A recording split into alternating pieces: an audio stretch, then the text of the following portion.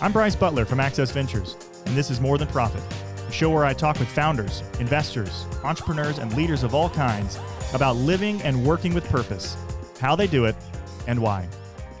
This week, I had the pleasure of connecting with a dynamic leader that has worn many hats in life, and most recently has been building an impressive infrastructure at the Refugee Investment Network. John Kluge articulates beautifully the true design of one-pocket thinking and humanizing the problems of individuals, and in this case, displaced people all around the world. Many people are going to listen to this episode and immediately assume that supporting refugees is somehow in the realm of governments and NGOs, and they'll ask, what business do the capital markets have in this space anyways? John has some great insights, and I hope you stick with us to hear of some of the amazing ways to creatively work across the capital continuum to support refugees. But first, he and I had some fun connecting around our shared experience of having both moved onto farms in the wonderful new world of farm living. Literally traded in my apartment in New York, and now we have a farm, and I couldn't think of living anywhere else. So, do you farm anything, or is it a gentleman's farm? Is it a? It's a farm in the making. So, I don't know if you ever saw the documentary Biggest Little Farm. We're kind That's of you. We're at the very beginning, like the very beginning. We have a lot of work ahead of us. COVID gave us a chance to experiment with our growing operations, and let's just say that if we were on the frontier, we'd probably be dead. Gosh. So my wife and I just moved onto a farm. So 11 acres and very similar. So we literally yesterday lost a duck and so to some wild animals. So we're learning all of the, backwards and forwards and, losing blueberry bushes, and I'm supposed to get bees here in a couple of weeks. I got to figure that out. Yes, we're getting bees too in about a week. We'll have 3 hives. I have ambitions to create a mead cooperative at some point. Me too. Really? Man. Oh, yes. Yeah. We need to do a whole podcast just on mead. I know. I want to call it like Bee Buzzed or something like that as the brand or something. So that'd be fun. I like it. It's funny because we have like really close mutual friends, and the fact that we haven't met before. But that's great. And I think that's what I love about doing the podcast and also this space. You're only a couple of degrees of separation away from really interesting people and some deep friendships. And so I look forward to the conversation today, but also kind of hopefully where this goes from here as well. So we were talking before we started just about kind of like what is More Than Profit as a podcast, and kind of what we're trying to do with this season of really looking at different strategies on impact, fund managers that are really thinking creatively about returns, and really pursuing that for investors and endowments and such. And I'm excited to talk to you about what you're doing at the Refugee Network. But I want to kind of get to know you a little bit. So can you talk to me a little bit about, you're from Charlottesville, Virginia. You've got an unbelievably impressive resume. So I don't want to read LinkedIn, so talk to me about like growing up in Charlottesville, and now you're back in Charlottesville, living on a farm, trying to figure out the farm life, have a professor wife, which is pretty killer, I'm sure. So what was it like growing up in Charlottesville, and what were those early years like? And then how did you find yourself going from Charlottesville to Columbia and then Babson and kind of into this world of impact investing and values alignment and such? Well, there's a lot there. I'll give you the abbreviated version because I'm not a spring chicken anymore. So there's quite a few years to cover. I was born in New York originally in Rockland County. And my biological mother was very, very young. She did not have a lot of means, and she was just at the beginning of her college career. So she put me up for adoption right after birth. And so I got adopted by these 2 pretty amazing parents. You could call it sort of the lucky sperm club in a way. Like my outcome and my trajectory and kind of life path could have been extraordinarily different. One, I think if my birth mom hadn't decided to go through with, bring me to term, but 2, if I was adopted by different people. And so my parents both were immigrants to the United States. My dad came over when he was about 8 in 1922. He was penniless and extraordinarily young. Came over from East Germany with his mom and his stepfather, who lived in Detroit, and brought them out of this tenement house in Chemnitz, Germany. Took them through Ellis Island. My dad was actually detained for several weeks because he didn't have any medical records. It's not so dissimilar from the kind of some of the detention that young kids are being put in now, except this was on an island then, and we actually had a specific place for this. But he came and saw this country as a place of opportunity and hope, very different from the place that he had left. And he was given a chance here. And in some ways, it was kind of similar for my mother, different circumstances. She was born in Baghdad. My side of the family on her side were half Scottish, and the other half were Iraqis from Mosul. And so in 1958, after the revolution there, anyone that had any sort of affiliation with the previous government, particularly those that had colonial ties to the Brits, were taken out into the street. If they weren't imprisoned, they were executed, which was happening to some of their friends. So my mom and my grandfather fled and were actually political refugees and went to the UK. And eventually she came here in the 70s, which is when they got together. And she and my dad got together, and then they adopted me. So, they came from very different backgrounds, but had this sense of optimism for what the United States offered them. They were both quite different in age, but wanted to build a life together. And despite the fact that my dad was working in New York, my mom did not want to raise her little kid in the city life, probably because she grew up as a teenager in London and didn't want something like that for me. So my dad had a farm in Virginia a couple of years prior. And so he said, let's go look at some land down there. And this is where we ended up. So I'm thankful for that. I'm thankful for the fact that they decided to adopt me and to raise me. And both of them are incredibly entrepreneurial people. One who's had tremendous success, and my mom has had some success and some extraordinary failures as well.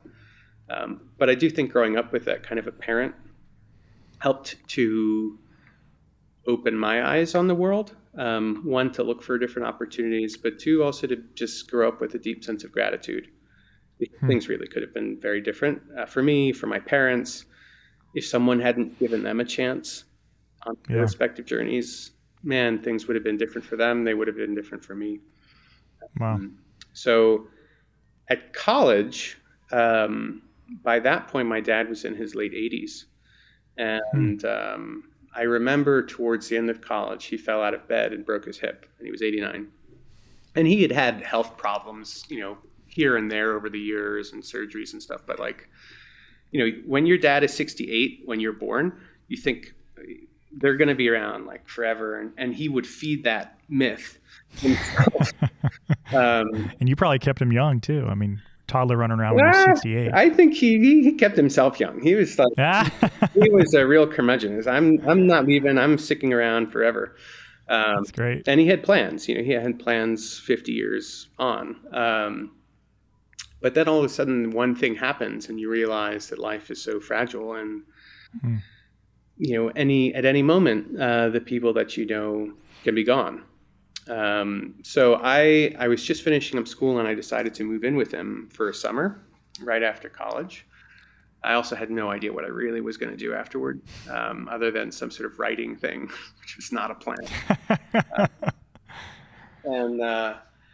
And we had this kind of Tuesdays with Kluge kind of experience. It was part helping to support him in his rehabilitation, but part asking him questions I never thought I'd have the chance to do if something happened again. And that time, I think, was really instrumental in helping me figure out the direction, not necessarily the specific path, but the general direction of what I wanted to do. And there was something he said, so because he was in in and out of over 200 different businesses over the course of his lifetime. Wow. By businesses, I'm using that term very broadly. Sure. To define everything from like hustling his neighborhood friends like in marble schemes to like padding for the mob in Detroit in the 20s to, running Metro Media and a radio and TV network later on. So it really varied widely. But I said, would you do anything differently? Like if you could start over, rewind. And he said no, and then he said yes. He said one thing. If he knew everything he knew at the age of 89, he would have actually started out in medicine. And I thought that was really interesting. It wasn't something I expected. I said, why is that?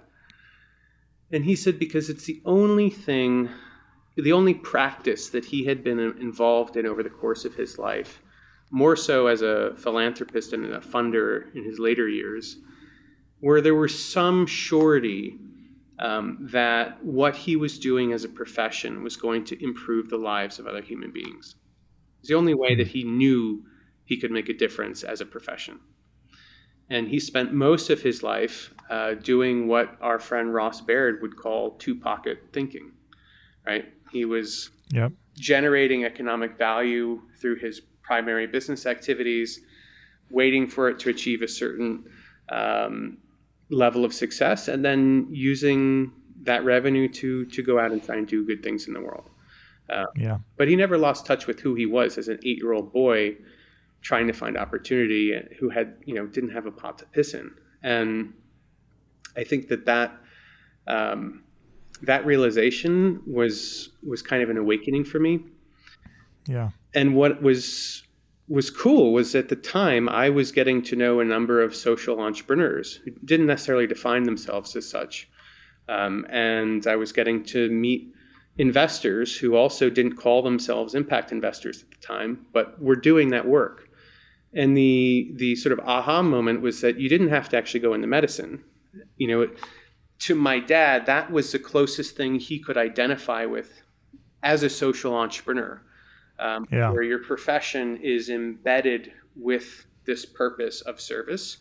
And I realized that there were so many other options for that. But that is what I wanted. I didn't want to wait till I was 89, if I made it that long, to figure out how to give to my community, to give to my to my family, to the world. And I think that being adopted and maybe harboring some sort of like, I don't know if you want to call it survivor's guilt or just this sense that I have to earn my place.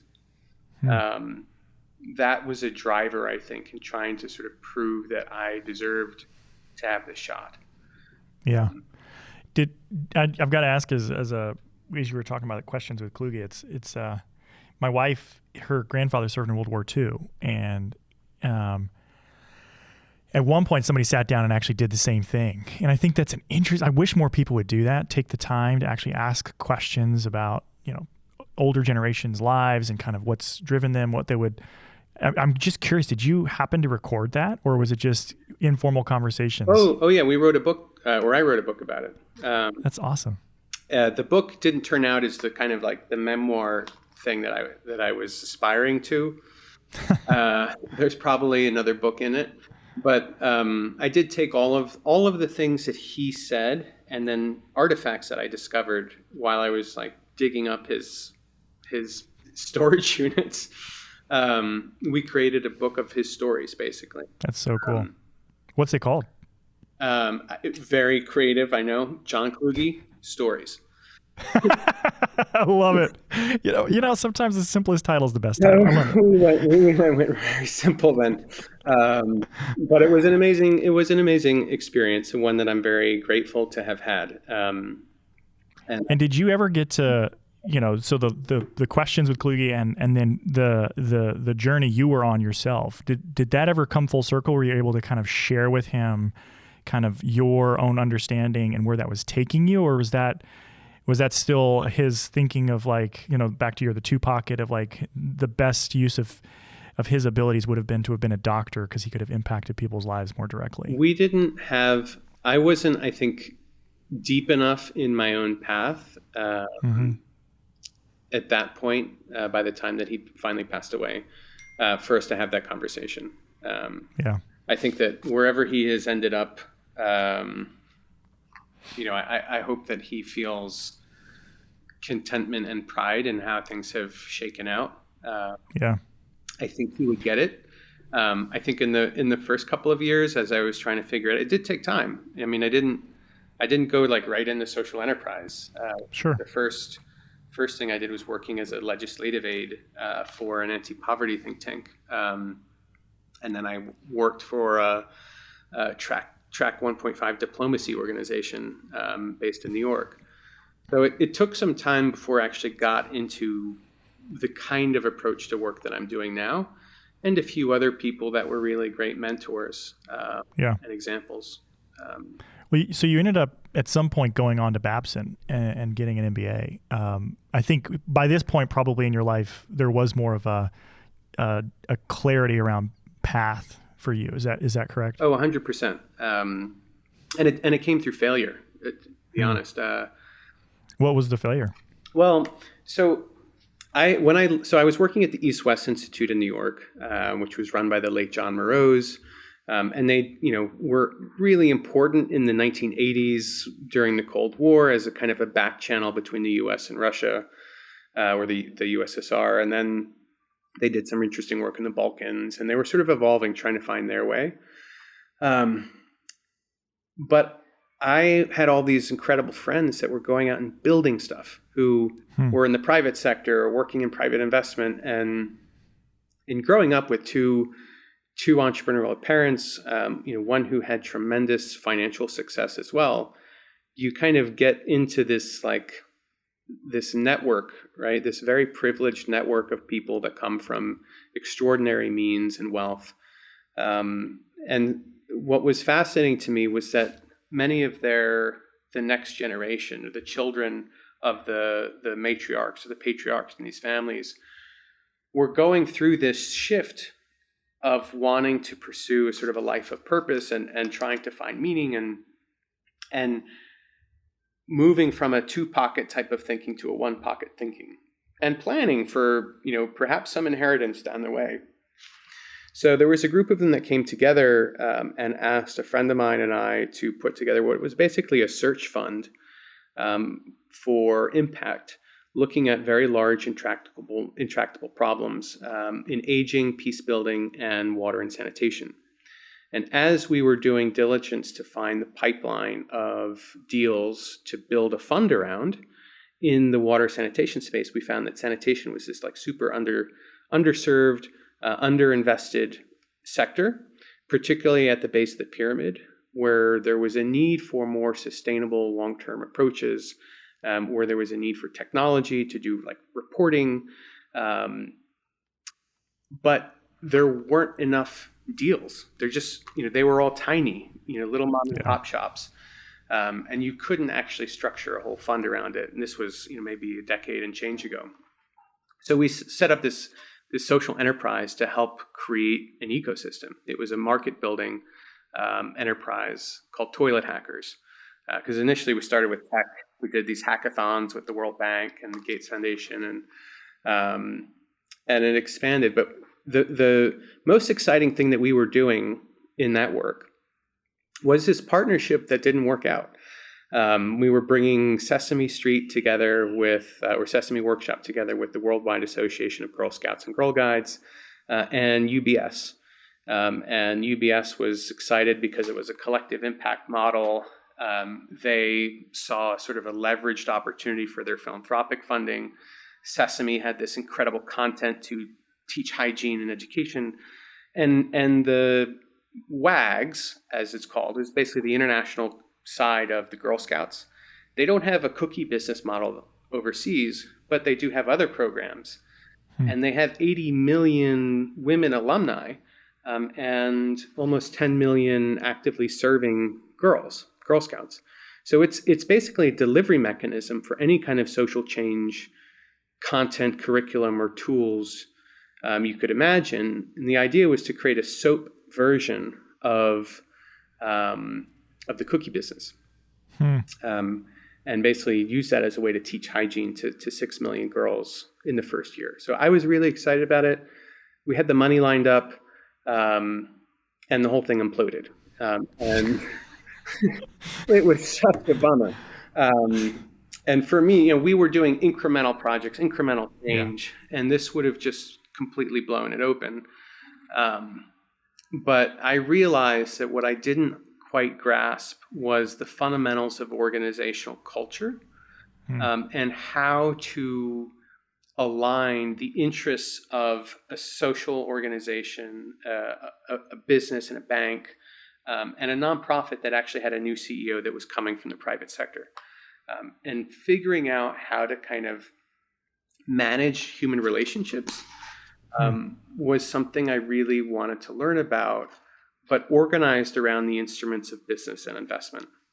Because for some reason, I just felt like this is, if we're gonna start changing things at scale, there are two mechanisms to do that. One is through government and policy, and the other is economic-based change or economic leverage. So that's why I went back to business school. And there's a whole nother side of that story, which is like, we had this, I was already thinking about that. And then I went to India for a conference we were producing with the Ministry of Health and the Chicago Booth School in Delhi. And my business partner at the time couldn't go, so I went in his stead.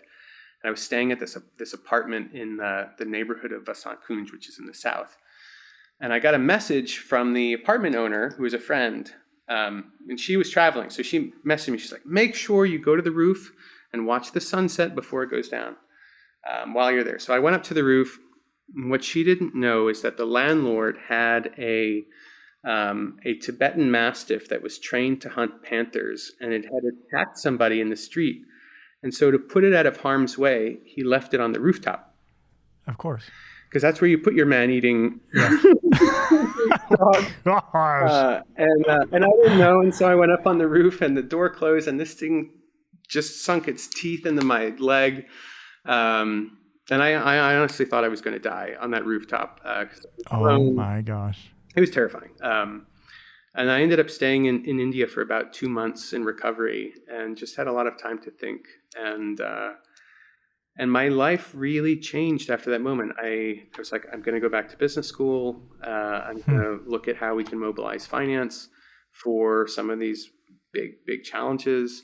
I'm asking this wonderful professor I know out on a date, and I'm leaving New York City. Like that's crazy. That's awesome.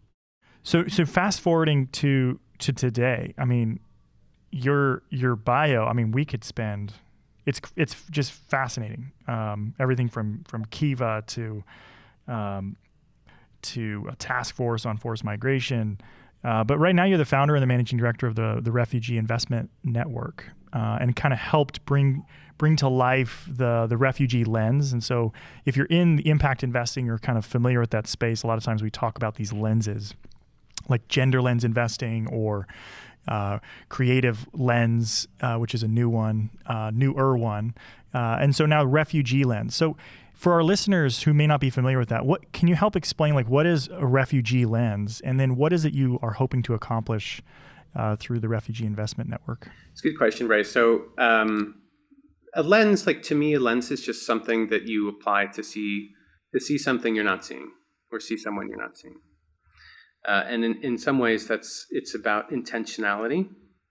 I think what we have found is, particularly within capital markets, if there isn't intentionality, then a lot of people get left behind, and a lot of opportunities are left on the table. And this has a lot to do with bias, both conscious and unconscious, and the sort of litany of isms, sexism, racism, you name it. And we all suffer from these things in some way. And that's where intentionality and sort of frameworks and being very proactive about how you look at the world becomes more important. This work is really about thinking of people who are on the move in different contexts as being important partners in building a more prosperous, sustainable, and healthy world and community, rather than one, either it's not my problem that there are over 80 million people who've forcibly displaced today. It's an issue. Migration generally and displacement are things that the average person in the global West or the global North experiences through the media, unless you live on a border or unless you live on a place that's a sort of an asylum receiving port. And that's problematic because you're either being told a narrative that's grounded in fear. These people are bringing disease, or they're coming to attack us, or they're going to invade, all of the sort of extreme nationalistic kind of views that we hear about from nationalist politicians, for example. Or it's one of extraordinary vulnerability. These people are in crisis. They're coming with the clothes on their back. My dad came with the clothes on his back. Sure. And he built quite a lot in his time. But someone saw him as more than that. Someone saw him as being more than a vulnerable person with nothing to offer. And that is what this is about. It's about using capital and a view on the world that helps to create more pathways for people to live their potential, to be contributors in whatever way they want to contribute, regardless of where they come from or why they've been forced to move, and treat people like people and not as some kind of amorphous problem or crisis or, caravan.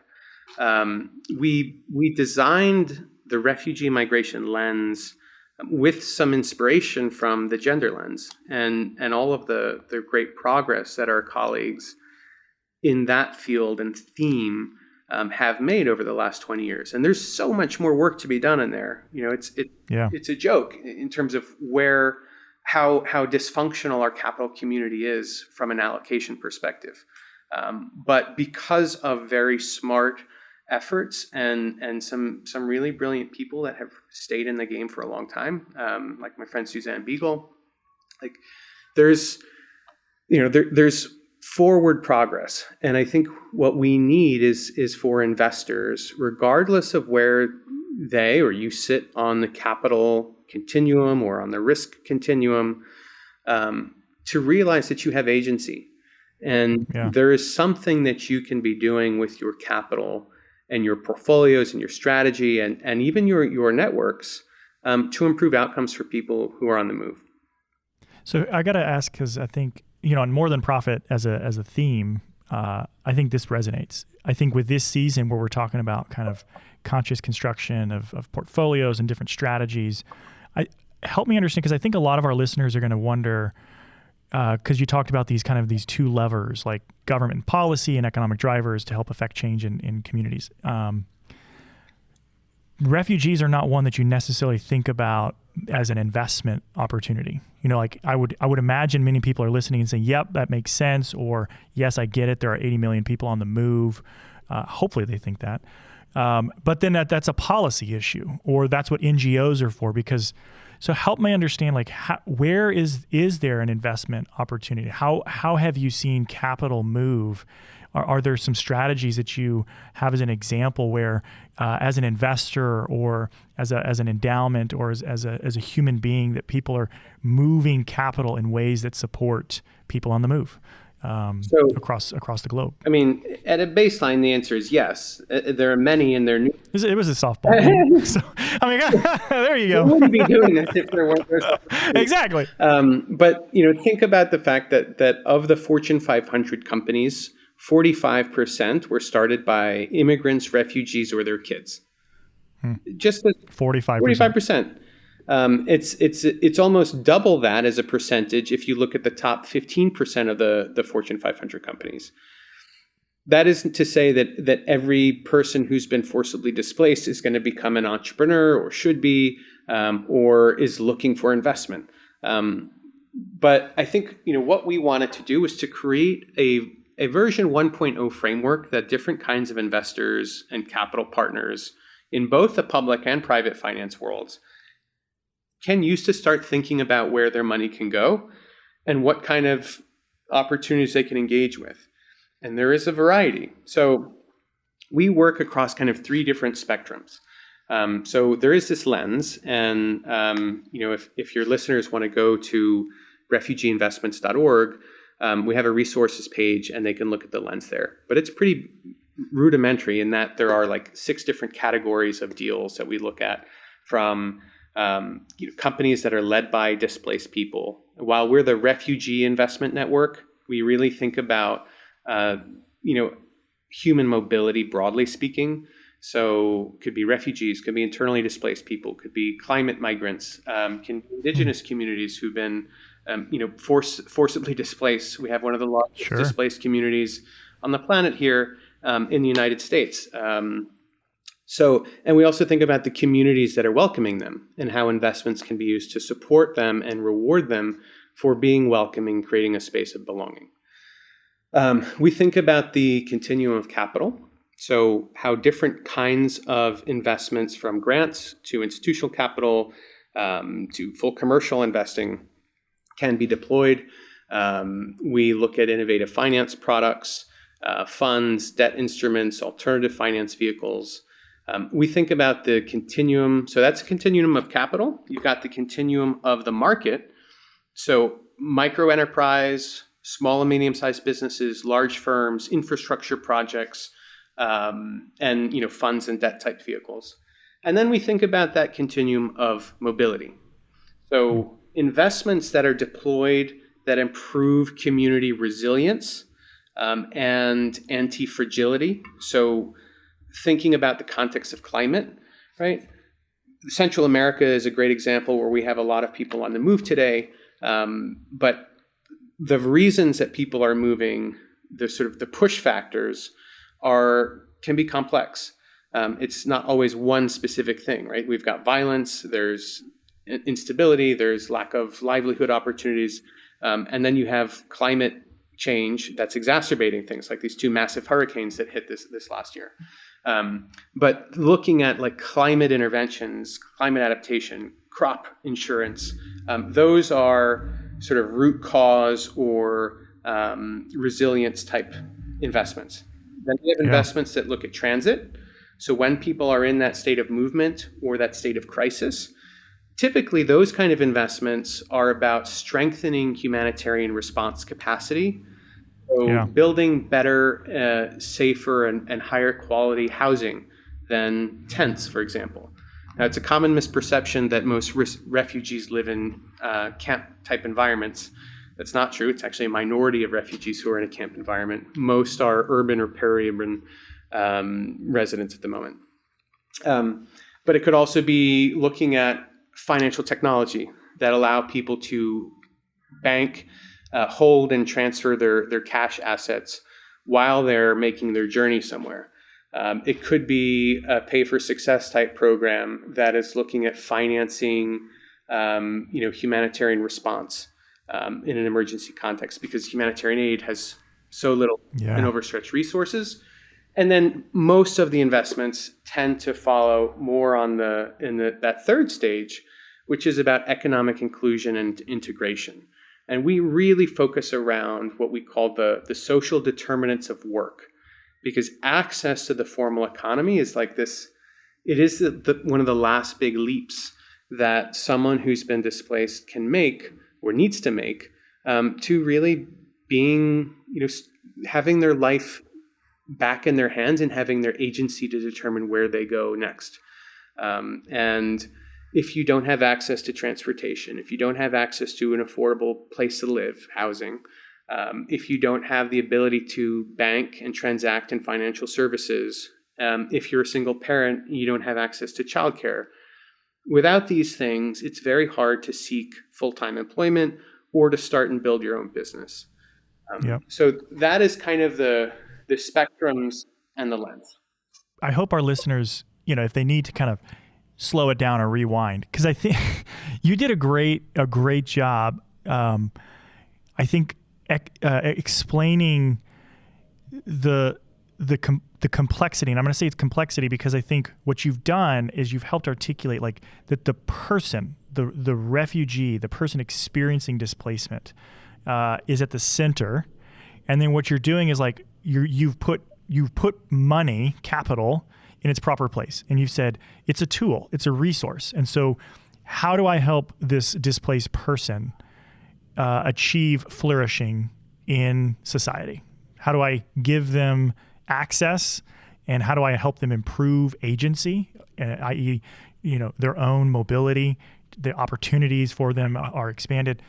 And so then what you're doing is you're saying, well, what we need to do is deploy the continuum of capital. And then it becomes conversations individually with investors around, what their risk and return needs are. And we can, but I think the other thing that's interesting is like, you're not saying there's some refugee product out there or a refugee fund, but you're saying our goal as a network is to help this displaced person or this person on the move flourish. And in order to do that, they're going to need debt financing. They're going to need housing. They're going to need better transportation. They're going to need food, and oftentimes find themselves in food deserts. And so there's food insecurity, all like language barriers, all these different things. And you're saying those are problems. So it's complex.